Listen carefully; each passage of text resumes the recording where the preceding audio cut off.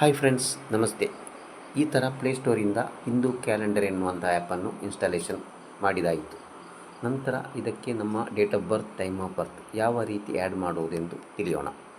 ಈ ಹಿಂದೂ ಕ್ಯಾಲೆಂಡರನ್ನು ಹೀಗೆ ಟಚ್ ಮಾಡಿ ಆವಾಗ ಇಂಥ ಒಂದು ಡಿಸ್ಪ್ಲೇ ಆನ್ ಆಗುತ್ತೆ. ಇದರಲ್ಲಿ ಕುಂಡಲಿಯನ್ನು ಟಚ್ ಮಾಡಿ ಆವಾಗ ಈ ಥರ ಬರುತ್ತೆ. ಇದು ಈ ದಿನದ ಇಲ್ಲಿ ಯಾವ ತಾರೀಕು ಕಾಣ್ತಾ ಇದೆ, ಯಾವ ಟೈಮ್ ಕಾಣ್ತಾ ಇದೆ, ಆ ಟೈಮಿನ ಕುಂಡಲಿ ಇಲ್ಲಿ ಬಂತು. ಅದಕ್ಕೆ ನಮ್ಮ ಹುಟ್ಟು ದಿನ, ಅದೇ ಹುಟ್ಟಿದ ಸಮಯವನ್ನು ಹಾಕುವಾಗ ನಮ್ಮ ಜಾತಕ ಯಾವ ರೀತಿ ಬರುತ್ತೆ ಎಂದು ಈ ರೀತಿಯಲ್ಲಿ ಚೆಕ್ ಮಾಡಬೇಕು. ಅಂದರೆ ಈಗ ಇಲ್ಲಿ ಡೇಟಿಗೆ ಟಚ್ ಮಾಡಿ ಸೆಲೆಕ್ಟ್ ಡೇಟ್ ತೋರಿಸ್ತಾ ಇದೆ, ಅಲ್ಲಿ ಡೇಟ್ ಹಾಕಿ ನಾನೊಂದು ಅಂದಾಜಲ್ಲಿ ಒಂದು 6ನೇ ತಾರೀಕು ಮೇ ತಿಂಗಳು 1971 ಎನ್ನುವಂಥ ಒಂದು ವ್ಯಕ್ತಿಯ ಜಾತಕವನ್ನು ಹಾಕಿ ಓಕೆ ಕೊಡ್ತೀನಿ. 6 ಮೇ 71 ಒಂದು ಟೈಮ್ ಚೇಂಜ್ ಮಾಡೋಣ, ಅಂದರೆ ಒಂದು 12:55 PM ಹಾಕಿ ಇಲ್ಲಿ ಓಕೆ ಕೊಡಿ. ಆವಾಗ ಈ ಜಾತಕ ಇಲ್ಲಿ ಬಂತು. ಅಂದರೆ ಇದು ಒಂದು ವ್ಯಕ್ತಿಯ ಟೈಮ್ ಆಫ್ ಬರ್ತ್ ಮತ್ತು ಡೇಟ್ ಆಫ್ ಬರ್ತ್ ಇರುವಂತಹ ಕುಂಡಲಿ ಬಂತು. ಇಲ್ಲಿ ನೋಡಿದ್ರಾ, ಅವರ ಲೊಕೇಶನ್ ಚೇಂಜ್ ಮಾಡ್ಬೋದು. ಇಲ್ಲಿ ಮ್ಯಾಂಗ್ಳೂರು ಅಂತ ಇದೆ, ಅದನ್ನು ನಿಮ್ಮ ಬ್ಯಾಂಗ್ಳೂರು, ಧಾರವಾಡ, ಗುಲ್ಬರ್ಗ ಹಾಕ್ಬೋದು. ಅವರ ರಾಶಿ ಕನ್ಯಾ, ಲಗ್ನ ಕರ್ಕಾಟಕ. ಇದೇ ನಮ್ಮ ಲೈಫಿನ ಮೈನ್ ಫಿಲ್ಲರ್ ಲಗ್ನ, ಕರ್ಕಾಟಕ ಲಗ್ನ. ಅಲ್ಲಿಂದಲೇ ಬ್ಯಾಲೆನ್ಸ್ ಆಫ್ ದಶ, ಅಂದರೆ ಹುಟ್ಟುವಾಗ ಈ ವ್ಯಕ್ತಿಗೆ ಸೂರ್ಯದಶ 2 ವರ್ಷ 1 ತಿಂಗಳಿತ್ತು.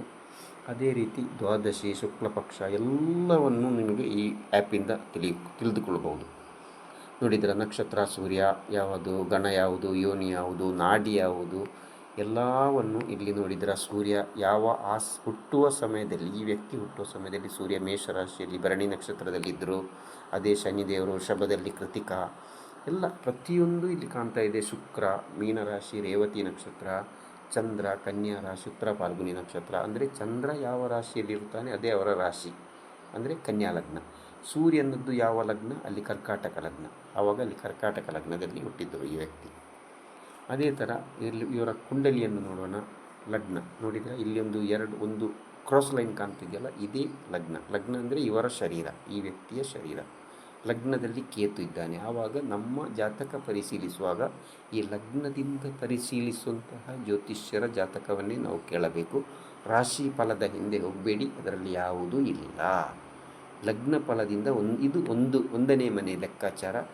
ಅದೇ ರೀತಿ ಕೆಳಗೆ 2, 3, 4 ಈ ಥರ, ಇದರ ಹಿಂದುಗಡೆಗೆ 12ನೇ ಮನೆ ಬರುತ್ತೆ.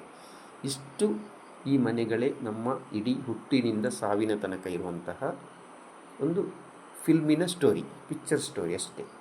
ಆ ನಂತರ ದಶ ನೋಡೋಣ. ಈ ಥರ ಮೂವ್ ಮಾಡಿ ನೋಡಿದರೆ ಈ ವ್ಯಕ್ತಿಗೆ ಹುಟ್ಟುವಾಗ 6 ತಾರೀಕು 5ನೇ ತಿಂಗಳು 71ಕ್ಕೆ ಸೂರ್ಯ ದಶ ಇತ್ತು. ಅದು ಎಷ್ಟು ವರ್ಷ ಇತ್ತು ಅಂತ ಅಲ್ಲಿ ಈ ಏರೋ ಮಾರ್ಕನ್ನು ಟಚ್ ಮಾಡಿ ನೋಡಿದರೆ ಸೂರ್ಯನ ಜೊತೆ ಬುಧ ಇದ್ದ 72ರ ತನಕ, ಕೇತು, ಶುಕ್ರ. ಅದೇ ಥರ ಹೀಗೆ ಮೂವ್ ಮಾಡುವಾಗ ಇಲ್ಲಿ 2024ಕ್ಕೆ ಗುರುದಶ ಮುಗಿದು ಈವಾಗ ಶನಿ ದಶ ನಡೀತಾ ಇದೆ. 2024ರಿಂದ 43 ಅಲ್ಲೇ ಟಚ್ ಮಾಡಿ. ಇವಾಗ ಪ್ರಾಪರ್ ಯಾವುದು ಬರ್ತಾ ಇದೆ ಅದರ ಕೆಳಗಡೆ ಬರ್ತಾ ಇದೆ. ನೋಡಿದ್ರೆ 24ರಿಂದ 27ರ ತನಕ ಶನಿನೇ ಇದ್ದಾನೆ, ಅಲ್ಲಿ ಟಚ್ ಮಾಡಿ. 24ರಿಂದ ಡಿಸೆಂಬರ್ 24, ಮೇ 25, 16 ಮೇ 25ರಿಂದ ಈವಾಗ ಜುಲೈಯಿಂದ ನೆಕ್ಸ್ಟ್ ಜನವರಿ 26ರ ತನಕ ಶನಿ ಇಲ್ಲಿ ವೀನಸ್. ಅಂದರೆ ಇಲ್ಲಿ ನಮ್ಮ ಜಾತಕ ನೋಡಬೇಕಾದದ್ದು ಇಷ್ಟೇ. ಈ ಲಾಸ್ಟ್ ಶನಿ ಶುಕ್ರ 19 ಜುಲೈಯಿಂದ 18 ಜನವರಿ 2026, ಈ 3 ಗ್ರಹಗಳೇ ನಮ್ಮ ಇವಾಗಿನ ಇದು chief minister, prime minister and ನಮ್ಮ ಪಂಚಾಯತ್ ಮೆಂಬರ್. ಇವರೇ ನಮಗೆ ಬೇಕಾಗುವಂತಹ ಸವಲತ್ತುಗಳನ್ನು ಕೊಡಬೇಕೇ ವಿನಃ ಇಲ್ಲಿ ಯಾವುದೇ ಗ್ರಹಗಳು, ಮಂಗಳನಾಗಲಿ, ಕೇತು ಆಗಲಿ, ರಾಹು ಆಗಲಿ, ಯಾವುದೇ ಗ್ರಹಗಳು ನಮಗೆ ಏನೂ ಮಾಡಲ್ಲ.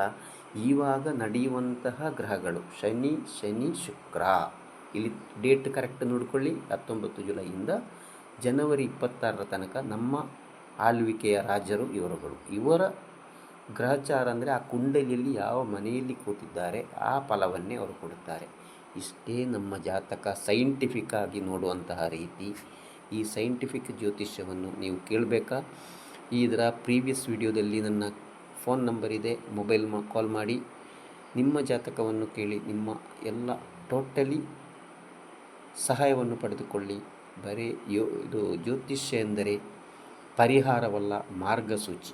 ಏನು ಬೇಕೋ ಅದನ್ನು ಚೇಂಜ್ ಮಾಡುವಂತಹ ಒಂದು ಕಾನ್ಸೆಪ್ಟೇ ಜ್ಯೋತಿಷ್ಯ. ಓಕೆ, ಎಲ್ಲರಿಗೂ ಧನ್ಯವಾದಗಳು. ಸರ್ವೇ ಜನ ಸುಖಿನೋ ಭವಂತು. All of thank you viewers and subscribers. Thank you.